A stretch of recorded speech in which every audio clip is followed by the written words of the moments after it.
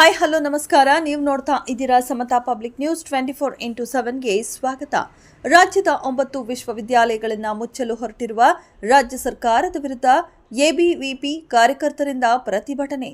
ಇಂದು ಜಮಖಂಡಿಯ ವಿಶ್ವವಿದ್ಯಾಲಯದಿಂದ ಕಾಲ್ನಡಿಗೆ ಮುಖಾಂತರ ಪ್ರಮುಖ ಬೀದಿಗಳಲ್ಲಿ ಸಂಚರಿಸಿ ದೇಸಾಯಿ ಸರ್ಕಲ್ವರೆಗೆ ರಾಜ್ಯ ಸರ್ಕಾರದ ವಿರುದ್ಧ ಧಿಕ್ಕಾರ ಕೂಗಿದರು.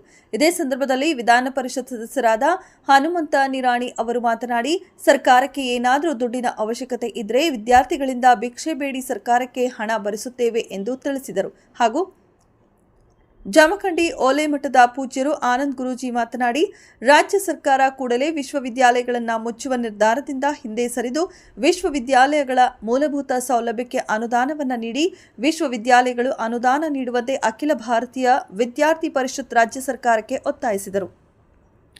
ಇದೇ ಸಂದರ್ಭದಲ್ಲಿ ಭಾಜಪ ನಗರ ಮಂಡಲ ಅಧ್ಯಕ್ಷರು ಅಜಯ್ ಕಡಪಟ್ಟಿ, ಪ್ರದೀಪ್ ಮೆಟಗುಡ್ಡ, ವಿನೋದ್ ಬಿರಾದರ್ ಮತ್ತು ವಿದ್ಯಾರ್ಥಿಗಳು ಹಾಗೂ ವಿದ್ಯಾರ್ಥಿನಿಯರು ಪ್ರತಿಭಟನೆಯಲ್ಲಿ ಉಪಸ್ಥಿತರಿದ್ದರು. ವರದಿ ಮುಸ್ತಫಾ ನದಾಬ್, ಸಂಪಾದಕರು ಮೋಹನ ಕಾಂಬ್ಳೆ. ಮುಂದಿನ ಸುದ್ದಿಯೊಂದಿಗೆ ಮತ್ತೆ ಭೇಟಿಯಾಗೋಣ. ಅಲ್ಲಿಯವರೆಗೆ ನೋಡ್ತಾ ಇರಿ ಇದು ಸಮತಾ ಪಬ್ಲಿಕ್ ನ್ಯೂಸ್ 24x7.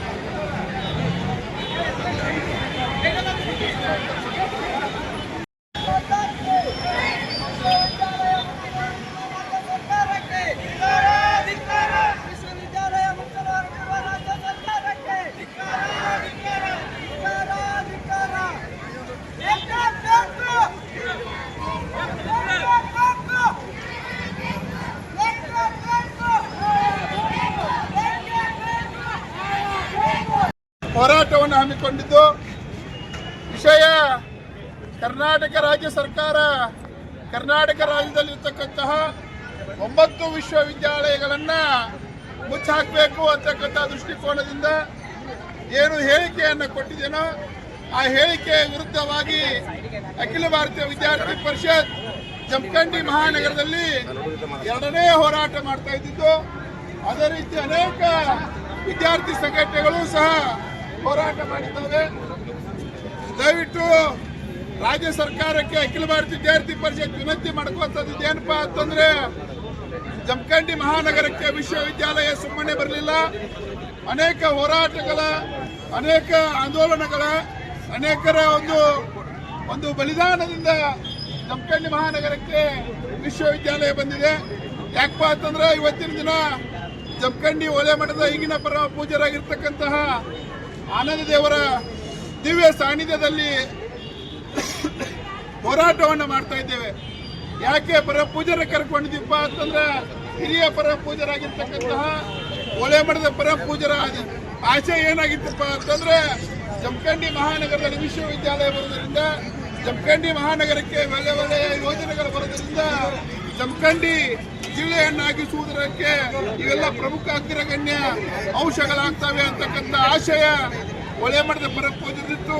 ಹಾಗಾಗಿ ಜಮಖಂಡಿ ಜಿಲ್ಲೆ ಆಗಬೇಕಾದ್ರೆ ವಿಶ್ವವಿದ್ಯಾಲಯ ಜಮಖಂಡಿ ನಗರಕ್ಕೆ ಬಹಳ ಅವಶ್ಯ ಇದೆ. ಏನಾದರೂ ವಿಶ್ವವಿದ್ಯಾಲಯಕ್ಕೆ ನೀವು ಪ್ರತಿ ವರ್ಷ 2 ಕೋಟಿ ರೂಪಾಯಿ ಅನುದಾನವನ್ನು ಕೊಡ್ತೀನಿ ಅಂತೇಳಿ ನೀವು ಘೋಷಣೆಯನ್ನು ಮಾಡಿದ್ದೀರಿ. ನೀವು ಯಾವಾಗ ಹೋದ ವರ್ಷ ವಿಶ್ವವಿದ್ಯಾಲಯಕ್ಕೆ 2 ಕೋಟಿ ರೂಪಾಯಿ ಅಭಿವೃದ್ಧಿಗೆ ಅನುದಾನವನ್ನು ಕೊಡಲಿಲ್ವೋ ಆವಾಗ ವಿದ್ಯಾರ್ಥಿ ಪರಿಷತ್ತು ಮತ್ತು ವಿವಿಧ ಸಂಘಟನೆಗಳು ನಿಮ್ಮ ವಿರುದ್ಧ ಹೋರಾಟ ಮಾಡಿದ್ದಪ್ಪ ಅಂತಂದ್ರೆ ಅದಕ್ಕೊಂದು ಮಹತ್ವ ಇರ್ತಿತ್ತು. ನೀವು ಹಣವನ್ನು ಕೊಡ್ತಿದ್ರಿ, ವಿಶ್ವವಿದ್ಯಾಲಯ ಅಭಿವೃದ್ಧಿ ಆಗ್ತಿತ್ತು. ಅದ್ಮೇಲೆ ನಮ್ಮ ಗಮನದಲ್ಲಿರ್ಬೇಕು ಏನಪ್ಪಾ ಅಂತಂದ್ರೆ, ಈ 9 ವಿಶ್ವವಿದ್ಯಾಲಯಗಳಲ್ಲಿ ಅತಿ ಹೆಚ್ಚು ವಿದ್ಯಾರ್ಥಿಗಳನ್ನು ಹೊಂದಿರತಕ್ಕಂಥ ವಿಶ್ವವಿದ್ಯಾಲಯ ಯಾವುದಾದ್ರೂ ಇದ್ರೆ ಅದು ನಮ್ಮ ಜಮಖಂಡಿ ಬಾಗಲಕೋಟೆ ವಿಶ್ವವಿದ್ಯಾಲಯ. ಯಾಕಪ್ಪ ಅಂತಂದ್ರೆ ಈ 9 ವಿಶ್ವವಿದ್ಯಾಲಯಗಳಲ್ಲಿ ಸರ್ಕಾರಿ ಲೆಕ್ಚರ್ಸ್ಗಳು ಇಲ್ಲ. ಆದ್ರೆ ಜಮಖಂಡಿ ವಿಶ್ವವಿದ್ಯಾಲಯದಲ್ಲಿ 15ಕ್ಕೂ ಹೆಚ್ಚು ಜನ ಸರ್ಕಾರಿ ಶಿಕ್ಷಕರುಗಳು ನಮ್ಮ ವಿಶ್ವವಿದ್ಯಾಲಯದಲ್ಲಿದ್ದಾರೆ. ಪ್ರತಿ ವರ್ಷ 15,000 ವಿದ್ಯಾರ್ಥಿಗಳು ನಮ್ಮ ವಿಶ್ವವಿದ್ಯಾಲಯದಲ್ಲಿ ಹೊಸದಾಗಿ ಬರ್ತಕ್ಕಂಥ ವಿದ್ಯಾರ್ಥಿಗಳ ಸಂಖ್ಯೆ ಇರೋದ್ರಿಂದ ಪ್ರೆಸೆಂಟ್ 45,000 ವಿದ್ಯಾರ್ಥಿಗಳ ಭವಿಷ್ಯ ಈ ವಿಶ್ವವಿದ್ಯಾಲಯದಲ್ಲಿ ಅಡಗಿದೆ ಅಂತಕ್ಕಂಥ ಮಾತನ್ನು ಹೇಳ್ತೇನೆ.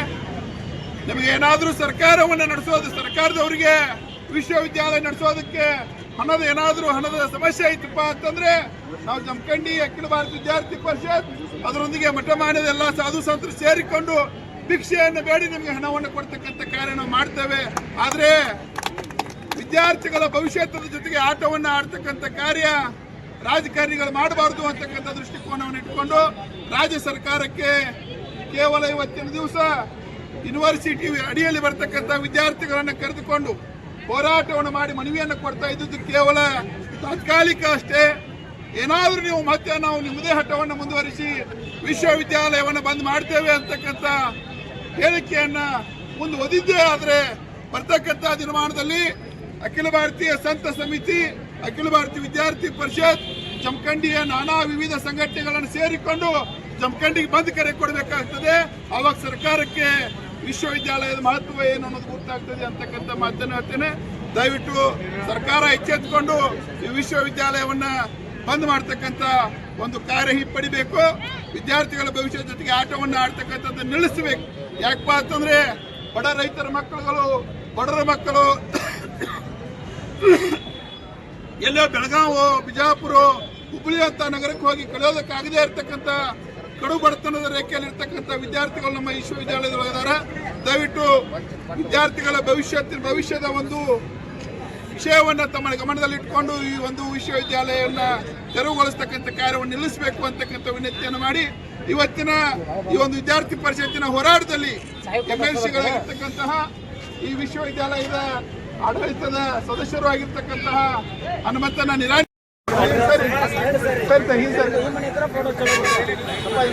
ಪುಣ್ಯ ಈ ಕಡೆ ಪುಣ್ಯ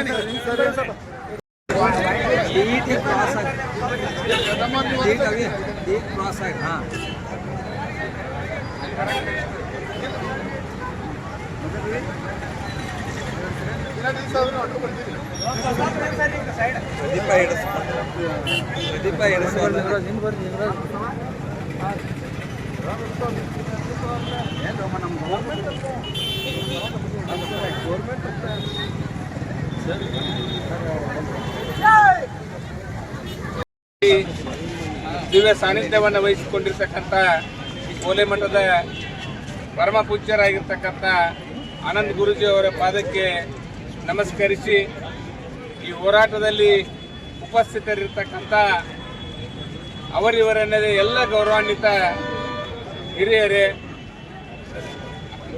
ABVP ವಿವಿಧ ಸಂಘಟನೆಗಳ ಪ್ರಮುಖರೇ, ವಿದ್ಯಾರ್ಥಿ ಪರಿಷತ್ತಿನ ಯಾವತ್ತು ವಿದ್ಯಾರ್ಥಿಗಳೇ, ಜಮಖಂಡಿ ನಗರದ ಯಾವತ್ತು ಹಿರಿಯರೇ, ಪ್ರಾಸ್ತಾವಿಕವಾಗಿ ಮಾತನಾಡ್ತಕ್ಕಂಥ ಸಂದರ್ಭದಲ್ಲಿ ಹೋರಾಟದ ವಿಚಾರವನ್ನು ಈಗಾಗಲೇ ಹಿರಿಯರು ಮಾತನಾಡಿದ್ದಾರೆ.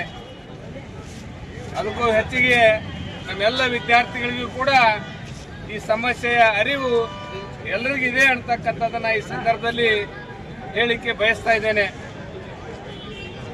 ಕಳೆದ ತಿಂಗಳ ಕರ್ನಾಟಕ ಸರ್ಕಾರ ತೆಗೆದುಕೊಂಡಿರ್ತಕ್ಕಂಥ ವಿಶ್ವವಿದ್ಯಾನಿಲಯಗಳನ್ನು 9 ವಿಶ್ವವಿದ್ಯಾನಿಲಯಗಳನ್ನು ಮುಚ್ಚಬೇಕು, ರದ್ದುಪಡಿಸಬೇಕು ಅಂತಕ್ಕಂಥ ನಿರ್ಧಾರದ ವಿರುದ್ಧವಾಗಿ ಅಖಿಲ ಭಾರತ ವಿದ್ಯಾರ್ಥಿ ಪರಿಷತ್ ಇವತ್ತು ರಾಜ್ಯದ ಎಲ್ಲ ಜಿಲ್ಲಾ ಕೇಂದ್ರಗಳಲ್ಲಿ ವಿಶ್ವವಿದ್ಯಾನಿಲಯ ಸ್ಥಾಪನೆ ಆಗಿರ್ತಕ್ಕಂಥ ಸ್ಥಳದಲ್ಲಿ ಹೋರಾಟವನ್ನು ಇವತ್ತು ಅಖಿಲ ಭಾರತೀಯ ವಿದ್ಯಾರ್ಥಿ ಪರಿಷತ್ ನೇತೃತ್ವದಲ್ಲಿ ನಡೀತಾ ಇದೆ. ಇದು ಕೇವಲ ಜಮಖಂಡಿಯಲ್ಲಿ ಅಷ್ಟೇ ಅಲ್ಲ, ಕರ್ನಾಟಕ ರಾಜ್ಯದ ಎಲ್ಲ ಜಿಲ್ಲಾ ಕೇಂದ್ರಗಳಲ್ಲಿ ಕೂಡ ಈ ಹೋರಾಟ ಇವತ್ತಿನ ದಿವಸ ನಮ್ಮ ವಿದ್ಯಾರ್ಥಿ ಪರಿಷತ್ ಹಮ್ಮಿಕೊಂಡಿದೆ. ಇದಕ್ಕೆ ಮುಂಚಿತವಾಗಿ ಕಳೆದ 21ನೇ ತಾರೀಕಿನ ದಿವಸ ಬೆಂಗಳೂರಿನಲ್ಲಿ ಶಿಕ್ಷಣ ತಜ್ಞರು, ಭಾರತೀಯ ಜನತಾ ಪಕ್ಷದ ಹಿಂದಿನ 4 ಜನ ಶಿಕ್ಷಣ ಕ್ಷೇತ್ರದ ಸಚಿವರಾಗಿ ಕೆಲಸ ಮಾಡಿರ್ತಕ್ಕಂಥವರು, ವಿದ್ಯಾರ್ಥಿ ಪರಿಷತ್ತಿನ ಪ್ರಮುಖರು, ಅನೇಕ MLCಗಳು MLAಗಳು ಕೂಡ ಸೇರಿ ಒಂದು ಸಭೆಯನ್ನು, ದುಂಡು ಮೇಜಿನ ಸಭೆಯನ್ನು ಮಾಡಿ 9 ವಿಶ್ವವಿದ್ಯಾನಿಲಯಗಳನ್ನು ಮುಚ್ಚತಕ್ಕಂಥ ಸರ್ಕಾರದ ಹಿಂದಿನ ಹುನ್ನಾರಗಳ ಬಗ್ಗೆ ಕೂಡ ಚಿಂತನ ಮಂಥನ ಮಾಡಿ ಆ ದುಂಡು ಮೇಜಿನ ಸಭೆಯಲ್ಲಿ ನಾವು ನಿರ್ಧಾರವನ್ನು ತೆಗೆದುಕೊಂಡಿದ್ದೀವಿ. ಮಂಗಳವಾರ ದಿವಸ ಅಂದರೆ ಇವತ್ತಿನ ದಿವಸ ರಾಜ್ಯದ ಎಲ್ಲ ಜಿಲ್ಲಾ ಕೇಂದ್ರಗಳಲ್ಲಿ ಹಾಗೂ ಯೂನಿವರ್ಸಿಟಿಗಳ ಸ್ಥಾಪನೆ ಆಗಿರ್ತಕ್ಕಂಥ ಕ್ಷೇತ್ರದಲ್ಲಿ ಕೂಡ ಹೋರಾಟ ಮಾಡಬೇಕು ಅಂತಕ್ಕಂಥ ನಿರ್ಧಾರವನ್ನು ತೆಗೆದುಕೊಂಡಾಗ ನಮ್ಮ ಜಮಖಂಡಿಯ ಇವತ್ತು ವಿದ್ಯಾರ್ಥಿಗಳು ಅದಕ್ಕೆ ಸ್ಪಂದನೆಯನ್ನು ನೀಡಿ ಇವತ್ತು ಹೋರಾಟದಲ್ಲಿ ಭಾಗಿಯಾಗಿದ್ದಾರೆ. ಈ ಹೋರಾಟ ಕೇವಲ ಇದು ಸಾಂಕೇತಿಕವಾಗಿರ್ತಕ್ಕಂಥ ಹೋರಾಟ. ಸರ್ಕಾರ ಈ ನಿರ್ಧಾರದಿಂದ ಹಿಂದೆ ಸರಿದಿದ್ರೆ ಮುಂದಿನ ದಿನಮಾನಗಳಲ್ಲಿ ಉಗ್ರವಾಗಿರ್ತಕ್ಕಂಥ ಹೋರಾಟಕ್ಕೆ ನಮ್ಮ ವಿದ್ಯಾರ್ಥಿ ಪರಿಷತ್ ವಿವಿಧ ಸಂಘಟನೆಗಳು ಇಲ್ಲಿರ್ತಕ್ಕಂಥ ಪ್ರಮುಖರು ಭಾಗಿಯಾಗ್ತಾರೆ ಅಂತಕ್ಕಂಥ ಮಾತನ್ನ ಸರ್ಕಾರಕ್ಕೆ ಎಚ್ಚರಿಕೆ ಗಂಟೆಯನ್ನು ನಾನು ಕೊಡ್ಲಿಕ್ಕೆ ಬಯಸ್ತಾ ಇದ್ದೇನೆ ಬಂಧುಗಳೇ. ತಮ್ಗೆಲ್ರಿಗೂ ಗೊತ್ತಿರಬಹುದು ಯಾವ ಕಾರಣಕ್ಕಾಗಿ 9 ವಿಶ್ವವಿದ್ಯಾನಿಲಯಗಳನ್ನ ಇವತ್ತು ಬಂದ್ ಮಾಡ್ತಕ್ಕಂಥ ಕೆಲಸ ಸರ್ಕಾರ ಮಾಡ್ತಾ ಇದೆ ಅಂತಕ್ಕಂಥ ನೀವು ಚಿಂತನೆ ಮಾಡಿದಾಗ ಅವ್ರ ಮೇಲ್ನೋಟಕ್ಕೆ ಹೇಳ್ತಾರೆ, ಇಲ್ಲ ಬಹಳಷ್ಟು ಖರ್ಚು ಬರ್ತದೆ, ಬಹಳಷ್ಟು ಹಣಕಾಸಿನ ತೊಂದರೆ ಇದೆ, ನಮಗೆ ಇದನ್ನ ನಡೆಸಲಿಕ್ಕೆ ಆಗೋದಿಲ್ಲ ಅಂತಕ್ಕಂಥದ್ದು ಹೇಳ್ತಾ ಇದ್ದಾರೆ. ಅದಕ್ಕೆ ನಿನ್ನೆ ದಿವಸ ನೀವು ನೋಡಿದಿರಿ, ಟಿವಿಯಲ್ಲಿ ಇರ್ತಕ್ಕಂಥ ಒಬ್ಬ ರಾಜಕೀಯ ವಿಶ್ಲೇಷಕ, ಹಿರಿಯ ವಿಶ್ಲೇಷಕ ರಂಗನಾಥ್ ಅವರು ಹೇಳಿದರು, ಸರ್ಕಾರ ಭಿಕ್ಷಾಟನೆಗೆ ಹೋಗಿ ನಿಂತಿದೆ, ಸರ್ಕಾರ ಎಲ್ಲ ರಂಗದಲ್ಲಿಯೂ ಕೂಡ ಆರ್ಥಿಕವಾಗಿ ದಿವಾಳಿತನಕ್ಕೆ ಬಂದಿದೆ, 5 ಪಂಚ ಗ್ಯಾರಂಟಿಗಳ ವಿರುದ್ಧ ನಮ್ಮದಿಲ್ಲ, ನೀವು 5 ಪಂಚ ಗ್ಯಾರಂಟಿಗಳನ್ನ ಈಡೇರಿಸಲಿಕ್ಕೆ ಹೋಗಿ ಶಿಕ್ಷಣ ಸಂಸ್ಥೆಗಳನ್ನ ಬಂದ್ ಮಾಡ್ತಕ್ಕಂಥದ್ದು ಯಾವ ನ್ಯಾಯ ಅಂತಕ್ಕಂಥದ್ದು ನಾವೆಲ್ಲ ವಿದ್ಯಾರ್ಥಿಗಳಿಗೆ ಕೇಳಬೇಕಾಗಿದೆ. ನೀವು ಏನೇನು ಗ್ಯಾರಂಟಿಗಳು ಕೊಡ್ತೀರಿ ಕೊಡ್ರಿ, ನಮ್ಗೆ ಇರೋದಿಲ್ಲ, ಆದರೆ ನಡಿಬೇಕಾಗಿರ್ತಕ್ಕಂಥ ಶಿಕ್ಷಣ ಸಂಸ್ಥೆಗಳನ್ನ ಅಚ್ಚುಕಟ್ಟಾಗಿ ನಡೆಸ್ತಕ್ಕಂಥ ಪ್ರಯತ್ನವನ್ನ ನೀವು ಮಾಡಬೇಕು. ವರದಿಯನ್ನು ಕೊಡಿಸಿದ್ರೆ ನೀವು ಮುಚ್ಚಬೇಕಂತಕ್ಕಂಥ ಹುನ್ನಾರವನ್ನು ಇಟ್ಕೊಂಡು ಒಂದು ಸಮಿತಿಯನ್ನ ನೇಮಕ ಮಾಡಿದಿರಿ, ಉಪ ಸಮಿತಿಯನ್ನ ಮಾಡಿದಿರಿ, ಸನ್ಮಾನ್ಯ ಉಪಮುಖ್ಯಮಂತ್ರಿಗಳ ಅಧ್ಯಕ್ಷರಾದರು. ಏನು ವರದಿ ಕೊಟ್ಟರು ಇವರು? 345 ಕೋಟಿ ರೂಪಾಯಿ ಅನುದಾನ 5 ವರ್ಷದ ಅವಧಿಗೆ ಬೇಕಾಗ್ತಾ ಇದೆ. 1 ವರ್ಷಕ್ಕಲ್ಲ, 5 ವರ್ಷದ ಅವಧಿಗೆ 345 ಕೋಟಿ ಭೂಮಿ ಖರೀದಿ, ಅಲ್ಲಿರ್ತಕ್ಕಂಥ ಶಿಕ್ಷಕರ ಪಗಾರು, ಸಿಬ್ಬಂದಿಯ ವೆಚ್ಚ, ಶಾಲೆ ಕಾಲೇಜುಗಳು ನಡೆಸ್ತಕ್ಕಂಥ ವೆಚ್ಚಕ್ಕೆ 345 ಕೋಟಿ ರೂಪಾಯಿಯನ್ನ 5 ವರ್ಷದಲ್ಲಿ ಕೊಡ್ಲಿಕ್ಕೆ ಆಗದೇ ಇರತಕ್ಕಂಥ ಒಂದು ಹೀನಾಯವಾಗಿರ್ತಕ್ಕಂಥ ಸರ್ಕಾರ ಕಾಂಗ್ರೆಸ್ ಸರ್ಕಾರ ಇರ್ತಕ್ಕಂಥ ಹೇಳಿಕೆಯನ್ನು ಬಯಸ್ತಾ ಇದ್ದಾರೆ. ಕಳೆದ ಬಜೆಟ್ನಲ್ಲಿ ಈ 9 ವಿಶ್ವವಿದ್ಯಾನಿಲಯಗಳಿಗೆ ಈ ಹೋರಾಟದಲ್ಲಿ ಪಾಲ್ಗೊಂಡಿರ್ತಕ್ಕಂಥ ನಮ್ಮ ಹನುಮಂತ ನಿರಾಣಿ ಅವರಿಗೆ, ಎಲ್ಲ ಹೋರಾಟಗಾರರಿಗೆ, ಎಲ್ಲ ವಿದ್ಯಾರ್ಥಿಗಳಿಗೆ ಭಕ್ತಿ ಶರಣಾರ್ಥಿಗಳನ್ನು ಸಲ್ಲಿಸಿ, ಈ ಸರ್ಕಾರದ ಆಳುವವರ ನಡೆ ನೋಡಿದ್ರ ಬಹಳ ದುಃಖ ಅನಿಸ್ತದ. ಯಾಕಂತಂದ್ರ ಇವರು ಆರ್ಥಿಕತೆ ಒಂದು ನೆಪ ಮಾಡ್ಕೊಂಡ ಇವತ್ತ ಈ ವಿಶ್ವವಿದ್ಯಾಲಯವನ್ನ ಮುಚ್ಚುವಂತ ಕಾರ್ಯ ಮಾಡಕತ್ತಾರಲ್ಲ, ಇವ್ರ ನಡೆ ನೋಡಿ ನನಗ್ ಹೆಂಗ್ ಅನ್ಸಾಕತ್ತದ ಅಂತಂದ್ರ ಇವ್ರ ಆರ್ಥಿಕತೆ ಕಡಿಮೆ ಆಗಿಲ್ಲ, ಇವ್ರ ನೈತಿಕತೆ ಕಡಿಮೆ ಆಗ್ಯದಂತ ನನಗ್ ಅನ್ಸಾಕತ್ತದ.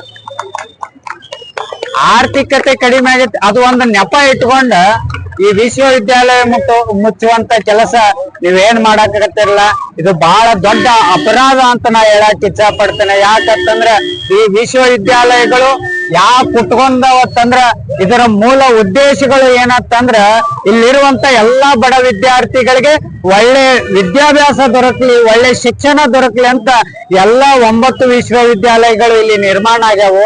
ಅದನ್ನು ಮುಚ್ಚುವಂತ ಕೆಲಸವನ್ನು ನೀವು ಮಾಡಕತ್ತಿರಲ್ಲ, ಅದು ದಯವಿಟ್ಟು ಆಗ್ಬಾರ್ದು.